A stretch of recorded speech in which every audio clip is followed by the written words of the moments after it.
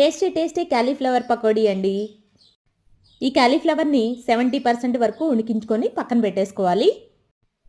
ఇప్పుడు మరొక బౌల్లో శనగపిండి 1 కప్పు, కార్న్‌ఫ్లోర్ 1 కప్పు, అలాగే బియ్యం పిండి 1 కప్పు తీసుకోవాలండి. దీనిలోకి అల్లం వెల్లుల్లి పేస్ట్, గరం మసాలా పౌడర్, ఇంకా కారం, ఉప్పు 1 స్పూన్ వేసుకొని అంతా చక్కగా మిక్స్ చేసి కలుపుకోవాలన్నమాట. ఈ పకోడీ మనకు స్నాక్స్‌గాను బావుంటుంది. అలాగే సాంబార్ లాంటి వాటికి సైడ్ డిష్‌గా కూడా బావుంటుందన్నమాట.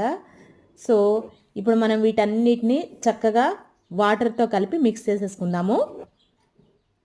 ఇంక అంతేనండి. దీనిలో కాలీఫ్లవర్ వేసేసుకొని మనకు ఆయిల్ బాయిల్ అయిన తర్వాత వేసేసుకోవడమే. చక్కగా గోల్డెన్ బ్రౌన్ కలర్ వచ్చిన తర్వాత బయటికి తీసేయాలన్నమాట.